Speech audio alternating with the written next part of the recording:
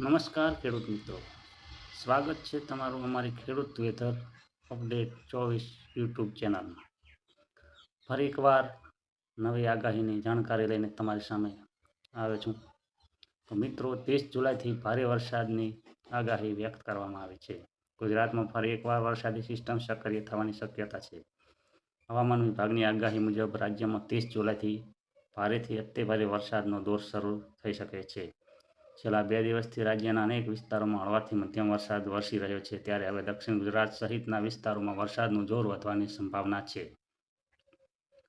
આજે 28 જુલાઈના રોજ સુરત સહિત દક્ષિણ ગુજરાતના જિલ્લાઓમાં ભારે વરસાદની શક્યતા વ્યક્ત કરવામાં આવી છે, જ્યારે રાજકોટ, વડોદરા, જામનગર સહિતના વિસ્તારોમાં હળવાથી મધ્યમ વરસાદ સાથે પવન ફૂંકાવાની આગાહી કરવામાં આવી છે.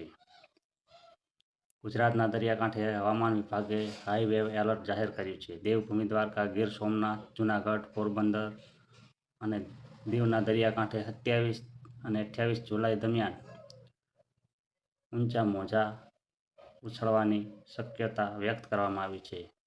ગીર સોમનાથ અને જૂનાગઢના દરિયામાં 27 જુલાઈની બપોરથી તીવ્ર કરંટ જોવા મળી શકે છે, જ્યારે પોરબંદર, દ્વારકા અને દીવમાં 28 જુલાઈ દરમિયાન દરિયાની સ્થિતિ વધુ ખરાબ રહેવાની શક્યતા છે.